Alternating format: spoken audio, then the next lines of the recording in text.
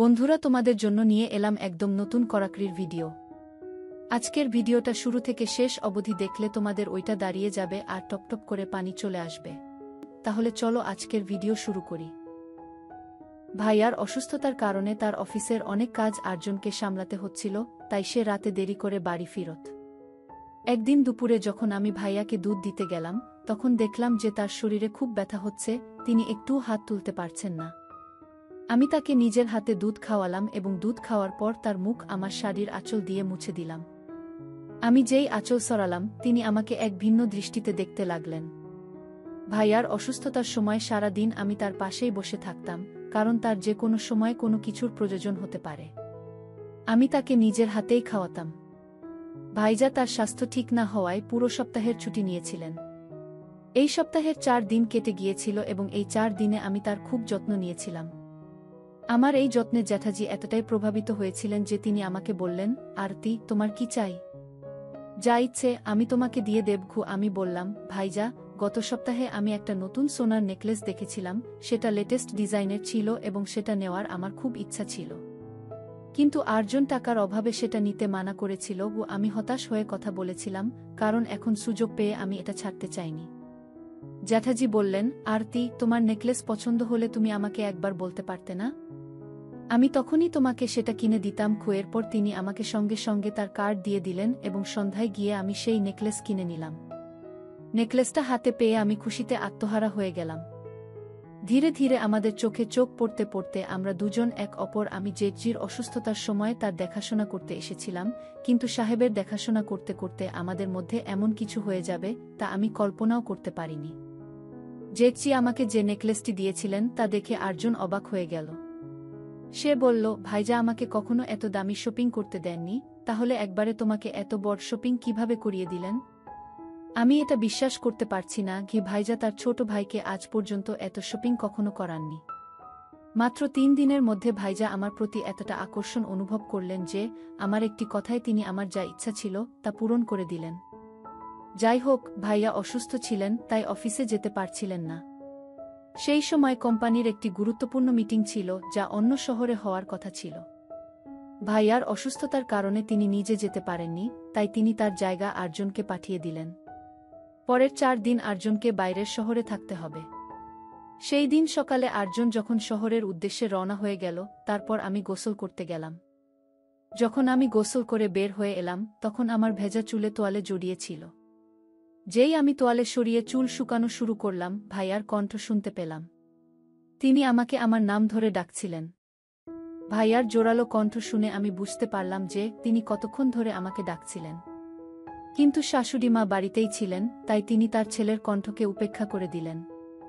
শাশুড়ি মা নিজেকে কাজ থেকে দূরে রাখার অভ্যাস ছিল, তাই তিনি সারাদিন বাইরে গল্পগুজব করতে যেতেন। তখনই আমি দৌড়ে ভাইয়ার ঘরে গেলাম। দৌড়ানোর সময় আমার চুল থেকে জড়ানো তোয়ালেও পড়ে গেল। ঘরে পৌঁছে আমি বললাম, ভাইজা, আপনার কিছু দরকার ছিল? আমি গোসল করছিলাম, তাই আপনার কণ্ঠ শুনতে পাইনি। ভাইজা বললেন, আরতি, আজ আমার একটু তাড়াতাড়ি ক্ষুধা পেয়েছে। যদি নাস্তা পাওয়া যেত তাহলে ভালো হতো, তাই আমি তাড়াতাড়ি নাস্তা বানানোর সিদ্ধান্ত নিলাম। যাওয়ার আগে আমি ভাবলাম ভাইয়াকে তার নাস্তার আগের ওষুধটা দিয়ে দিই। তার ওষুধের বাক্স তার বিছানার পাশে রাখা ছিল, কিন্তু বাক্সটা বেশ নিচে ছিল। যেই আমি তা নিতে নিচে ঝুঁকলাম, আমার পিঠে ভাইয়ার হাতের স্পর্শ পেলাম। আমি তৎক্ষণাৎ সোজা হয়ে দাঁড়িয়ে তার দিকে তাকালাম। কিছু বলতে যাচ্ছিলাম, ভাইয়া বললেন, আরতি, তোমার পিঠে তোমার ভেজা চুলের পানি পড়ছিল। ভেজা চুলে তুমি আরও বেশি সুন্দর লাগছো। ও সকাল সকাল ভাইজা আমার সৌন্দর্যের প্রশংসা করতে লাগলেন। তার কথায় হাসতে হাসতে আমি তাড়াতাড়ি নাস্তা বানাতে চলে গেলাম। নাস্তায় আমি তার পছন্দের গাজরের হালুয়া বানালাম। আমার হালুয়া খেয়ে ভাইজা সবসময় আমার প্রশংসা করতেন, কিন্তু আজ তিনি আমার কিছু বেশি প্রশংসাই করছিলেন। ভাইজা সাহেবের অসুস্থতার কারণে আমি তাকে হাতে করে খাওয়াতাম। সেই রাতে যখন আমি তাকে রুটি খাওয়াচ্ছিলাম, তিনি আমার আঙুল কেটে দিলেন। এতদিনে এটা প্রথমবার ঘটল। আমি বুঝতে পারলাম না যে তিনি ইচ্ছাকৃতভাবে এটা করেছিলেন নাকি ভুলে একটু জোরে কেটে ফেলেছিলেন, যাতে আমার ব্যথা লাগল। ভাইজা সাহেব আমার হাতটি 2 হাতে শক্ত করে ধরে ফেললেন। আমাকে এক অদ্ভুত দৃষ্টিতে দেখতে লাগলেন। ভাইজা আমাকে এক ভিন্নভাবে দেখে বললেন, আরতি, আমার স্ত্রীও তোমার মতো হওয়া উচিত ছিল। তার কথা শুনে আমি খুশি হলাম, কারণ আমার মনে হলো তিনি বিয়ের জন্য প্রস্তুত হচ্ছেন। তারপর তিনি বললেন, আমাকে তোমার মতো নয়, বরং এখন তোমাকেই চাই। তোমার মতো তো আমি খুঁজেই পাব না। কি তার এই কথায় আমার মনে গভীর প্রভাব পড়ল। তিনি বললেন, বুঝে নাও যে স্ত্রী হিসেবে আমি তোমাকেই চাই। কুয়ের মানে ছিল যে ভাইয়ার আমার প্রতি দৃষ্টিভঙ্গি ধীরে ধীরে বদলাচ্ছিল। তখন আমি তার কথায় বেশি গুরুত্ব দিইনি, কিন্তু ধীরে ধীরে আমিও তার দিকে আকৃষ্ট হতে শুরু করলাম। ভাইয়ার অসুস্থতা আমাদের একে অপরের আরও কাছে আসার সুযোগ দিয়েছিল। এই দিনগুলোতে ভাইজা আমার সাথে বেশি কথা বলতে শুরু করেছিলেন এবং তার অনুভূতি প্রকাশ করতে লাগলেন। সেই দিন আমার মনে হতে শুরু করেছিল যে ভাইয়ার কাছে আমি পছন্দনীয় হয়ে উঠছি। ভাইয়ার কথা এবং তার আচরণ আমাকে এক অদ্ভুত দ্বন্দ্বে ফেলে দিয়েছিল। একদিকে আমি তার প্রতি আকৃষ্ট হচ্ছিলাম, অন্যদিকে তার কথায় এবং দৃষ্টিভঙ্গিতে যে পরিবর্তন আসছিল তা আমি বুঝতে পারছিলাম না। ভাইয়ার অসুস্থতা আমাদের একে অপরের আরও কাছে নিয়ে এসেছিল, কিন্তু এই নিত্যত্বের সাথে সাথে আমার মনে অনেক প্রশ্ন জেগে উঠছিল। যখন তিনি আমার প্রশংসা করেছিলেন তখন আমি এটাকে সাধারণ ভেবেছিলাম, কিন্তু যখন তিনি বললেন যে তিনি আমার মতো নয়, বরং আমাকেই চান, তখন আমার ভেতরে এক অদ্ভুত অনুভূতি হল। আমি বুঝতে পারছিলাম না যে ভাইজা আসলে কি বলতে চাইছেন। এটা কি তার অসুস্থতার কারণে বলছিলেন, নাকি সত্যিই এমনটা অনুভব করছিলেন। একটি ভিন্ন দৃষ্টিকোণ থেকে দেখা এবং আমার আঙুল কেটে দেওয়া এসব ইঙ্গিত দিচ্ছিল যে তাদের মনে কিছু পরিবর্তন এসেছে যা আগে ছিল না। আমার মনেও তাদের প্রতি ধীরে ধীরে আকর্ষণ বাড়তে শুরু করেছিল, কিন্তু এই পরিস্থিতি বেশ জটিল ছিল। এই দিনগুলোতে ভাইজা আমার সাথে বেশি কথা বলতে শুরু করেছিলেন, কিন্তু তার অনুভূতি প্রকাশ করতেও বেশি খুলে গিয়েছিলেন। তবে আমি বুঝতে পারছিলাম না যে এটি সঠিক নাকি ভুল। দেখতে দেখতে ভাইয়ার ছুটি শেষ হতে শুরু করল এবং আমার স্বামী আর্জনও বাড়ি ফিরে এলেন। আর্জনের বাড়ি ফেরার পর রাতে তিনি আমাকে বললেন, ভাইজা তোমাকে নেকলেস দিয়েছেন এবং শপিং করার জন্য তার কার্ডও দিয়েছেন।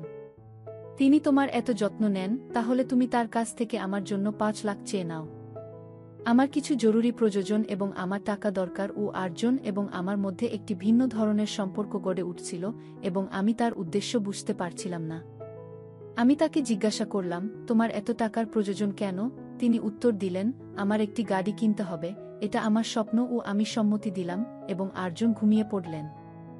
তারপর আমি আমার ঘর থেকে বেরিয়ে এলাম, কারণ আমি ভাইয়াকে হলুদ দেওয়া দুধ দিতে ভুলে গিয়েছিলাম। গত কয়েকদিন ধরে ভাইজা ক্যালসিয়ামের অভাবে হলুদ দেওয়া দুধ পান করছিলেন, তাই আমি প্রতিদিন রাতে তাকে দুধ দিতাম। সেই রাতেও আমি তার ঘরে দুধ নিয়ে গেলাম। দুধের গ্লাস তার ঘরে রেখে আমি বেরোতে যাচ্ছিলাম, তখন ভাইজা আমার হাত ধরে ফেললেন। তিনি বললেন, আরতি, এত তাড়াতাড়ি যাচ্ছ কেন?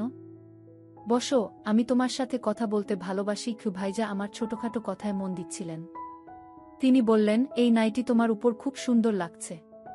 তুমি তো খুবই সুন্দর দেখতে। আমার এত প্রশংসা তো আর্জনও করেনি। আমার মনে হতে শুরু করল যে ভাইয়ার আমার প্রতি অনুভূতি বদলে গেছে। আমি সাহস করে বললাম, ভাইজা, আমার কিছু প্রয়োজন ছিল এবং তার কাছ থেকে 5 লাখ চেয়ে নিলাম। যদি আমি আর্জনের নামে টাকা চাইতাম, তাহলে তিনি কারণ জিজ্ঞাসা করতেন এবং সম্ভবত টাকাও দিতেন না। কিন্তু আমি আমার নামে টাকা চাইলে ভাইজা আমাকে কিছু বললেন না, বরং তিনি অন্য কথাই বলতে শুরু করলেন। তিনি বললেন, আরতি, যখন তুমি আর্জনের সাথে থাকো তখন আমার তার উপর ঈর্ষা হয়, কারণ তার তোমার মতো সুন্দর স্ত্রী আছে। কখনো কখনো আমি ভাবি, তুমি আমার সাথে কেন নেই? এ কথা বলতে বলতে তিনি আমার চুলে হাত বুলাতে শুরু করলেন। আমাদের মধ্যে কিছু ঘটতে চলেছিল, কিন্তু হঠাৎ ভাইজা আমার থেকে দূরে সরে গেলেন। আমি কখনো তাকে না বলিনি, এর মানে হলো সেই সব কথার মধ্যে কোথাও না কোথাও আমার সম্মতি ছিল। এখন ভাইজা আমার থেকে দূরে সরে গেলেন। তারপর তিনি আমাকে সেখান থেকে যেতে বললেন। কিছুক্ষণ আগে তিনি আমার কাছাকাছি আসার চেষ্টা করছিলেন, কিন্তু হঠাৎ এমন কি হলো আমি বুঝতে পারলাম না। সেই রাতের পর 4 দিন ধরে ভাইজা আমার সাথে একবারও কথা বলেননি। তিনি নিঃশব্দে আমার হাতে 5 লাখের চেক দিয়ে দিয়েছিলেন। আমি সেই চেক আর্জনকে দিলাম। আর্জন বললেন, ভাইজা এত উদার হয়ে গেলেন কি করে? এটা তো আমি বুঝতে পারছি না।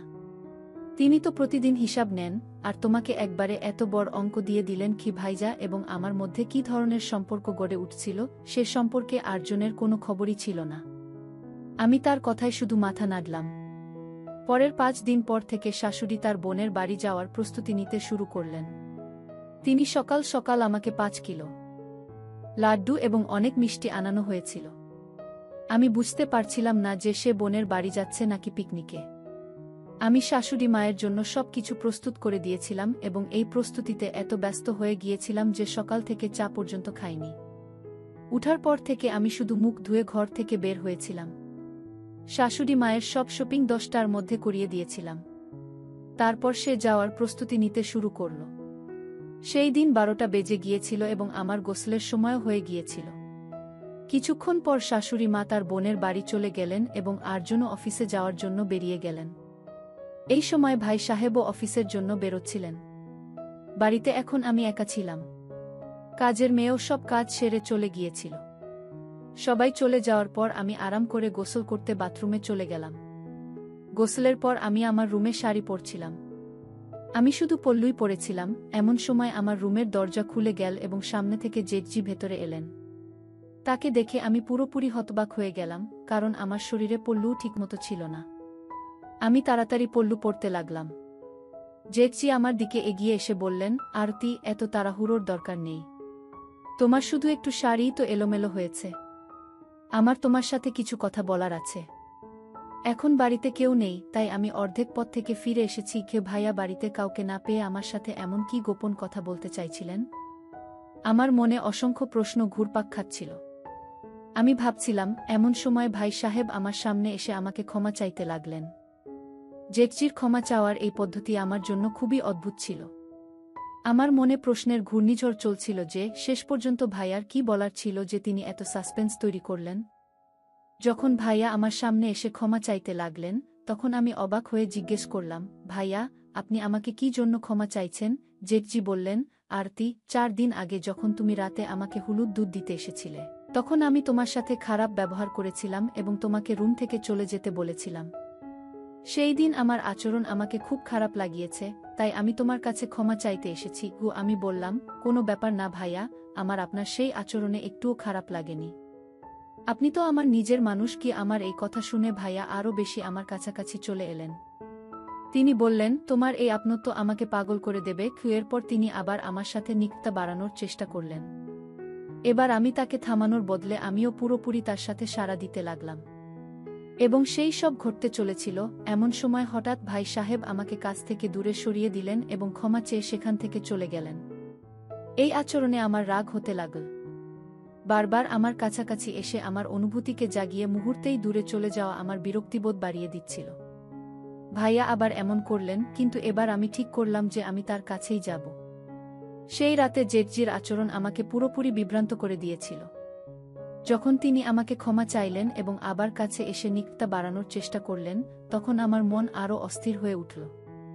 আমি তার ইচ্ছাকে নিয়ে গভীরভাবে ভাবতে শুরু করলাম। তার হঠাৎ করে দূরে চলে যাওয়ার কারণ কি ছিল? তার মনে কি সত্যিই আমার প্রতি কোনো অনুভূতি ছিল, নাকি এসব কিছুই ভুল বোঝাবুঝি? যখন আমি রাতে বিছানায় শুয়েছিলাম, তখন জেঠজির আচরণ নিয়ে ভাবতে ভাবতে ঘুম আমার থেকে দূরে ছিল। আমার মনে বারবার সেই দৃশ্যই ঘুরপাক খাচ্ছিল, তার ক্ষমা চাওয়া, তার নিকটতা, এবং তারপর হঠাৎ করে নিজেকে দূরে সরিয়ে নেওয়া। এসব কিছু বোঝা আমার জন্য কঠিন হয়ে পড়ছিল। আমি বুঝতে পারছিলাম না যে তার এই আচরণের কি অর্থ হতে পারে। সেই সময় শাশুড়ি মা বাড়িতে ছিলেন না এবং আরজনও কিছুক্ষণের মধ্যে গভীর ঘুমে চলে গেলেন। তাই আমি সুযোগ দেখলাম। যখন আমার নিশ্চিত হলাম যে আরজন গভীর ঘুমে আছেন, তখন আমি ধীরে ধীরে তার পাশ থেকে উঠে বাইরে চলে গেলাম। আমি নিজেকে টেনে নিয়ে জেঠজির রুমে পৌঁছলাম। ভাইয়া ঘুমোতে দেখাচ্ছিলেন। আমি তার কাছে পৌঁছলাম, এমন সময় হঠাৎ রুমের লাইট জ্বলে উঠল। পিছনে ফিরে তাকাতেই দেখলাম সামনে আরজন দাঁড়িয়ে আছে। আরজন বলল, আরতি, তুমি আমার ভাইয়ের সাথে কি করছো? আরজন হঠাৎ আমাকে ভাই সাহেবকে হাত দিতে দেখে তৎক্ষণাৎ আমার হাত ধরে ফেল এবং আমি আমার হাত ছাড়ানোর চেষ্টা করলাম। আমাদের শোরগোলে ভাইয়াও ঘুম থেকে জেগে উঠলেন এবং তিনি কিছুই বুঝতে পারছিলেন না যে কি হচ্ছে। আরজন বলল, ভাইয়া, আপনি একদম চিন্তা করবেন না। আমি আপনাকে সাথে কোনো অন্যায় হতে দেব না। আমার স্ত্রী আপনার সাথে এমন কিছু করবে, এটা আমি কল্পনাও করিনি। এ কথা শুনে জেঠজিও হতবাক হয়ে গেলেন।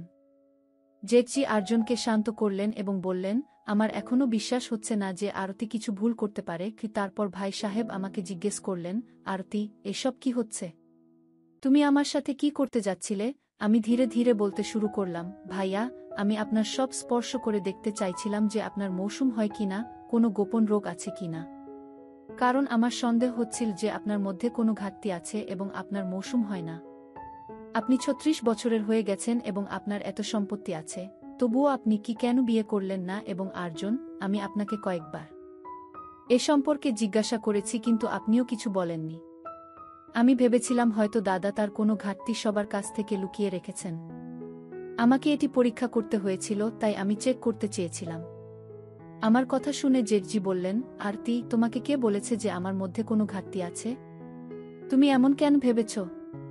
আমি উত্তর দিলাম, দাদা, কয়েকবার আপনি আমার কাছাকাছি এসে থেমে গেছেন। আপনার কথায়ও এক ধরনের দ্বিধা ছিল। তাই আমি সত্য জানতে চেয়েছিলাম যে আপনার মধ্যে সত্যিই কোনো ঘাটতি আছে কিনা বা বিয়ে না করার অন্য কোনো কারণ আছে। এই কারণেই আমি আপনার সাথে মিষ্টি মিষ্টি কথা বলতাম। দাদা, এখন সত্য বলুন, আপনার মধ্যে কোনো ধরনের ঘাটতি আছে যা আপনাকে বিয়ে করতে অস্বীকার করাচ্ছে? জেঠজি তখন গম্ভীর স্বরে বললেন, আমার মধ্যে কোনো ধরনের ঘাটতি নেই। আমার বিয়ে না করার শুধুমাত্র একটি কারণ আছে এবং তা হলো আমার প্রেম। যখন আমি 20 বছর বয়সী ছিলাম, তখন থেকেই আমি আমার শৈশবের বন্ধু পায়েলকে বিয়ে করতে চেয়েছিলাম। পায়েল আমাকে খুব ভালোবাসত এবং তার পরিবারও আমাদের বিয়ের জন্য অনুমতি দিয়েছিল। আমি আমার মায়ের কাছেও অনুমতি নিতে চলেছিলাম, কিন্তু কয়েকদিনের মধ্যেই আমরা জানতে পারলাম যে পায়েলের ব্রেন টিউমার হয়েছে। তার বাবা মা তার চিকিৎসা শুরু করেছিলেন, কিন্তু চিকিৎসার সময় টাকার অভাব হয়ে গেল এবং পায়েল তার জীবন হারাল। সেই সময় আমার কাছে এত টাকা ছিল না যে আমি আমার প্রেমকে বাঁচাতে পারি। সেই দিনের পর থেকে আমি বিয়ের চিন্তা আমার মাথা থেকে বাদ দিয়েছি এবং শুধু টাকা কামানোর সিদ্ধান্ত নিয়েছি। মা সবসময় আমাকে বিয়ের জন্য চাপ দিতেন, কিন্তু পায়েল ছাড়া আমি অন্য কারো সাথে বিয়ে করতে পারিনি কারণ আমার হৃদয়ে শুধু সে ছিল। কখনো কখনো তোমাকে এবং আর্জনকে একসাথে দেখে আমার বিয়ের ইচ্ছা হতো, কিন্তু যখনই আমি তোমার সাথে কথা বলতাম, আমার পায়েলের কথা মনে পড়ে যেত। শেষ পর্যন্ত আমি আমার মনকে বুঝে ফেললাম যে যতই চেষ্টা করি না কেন, আমি পায়েল ছাড়া অন্য কারো সাথে বিয়ে করতে পারব না। কথা বলতে বলতে দাদার চোখ থেকে অশ্রু চলে এল। তারপর আর্জন তাকে সামলে নিল। এরপর আমি বললাম, দাদা, আমি আপনার জন্য খুব চিন্তিত হই। আপনি হৃদয় থেকে খুব ভালো মানুষ এবং এত টাকাও উপার্জন করেন।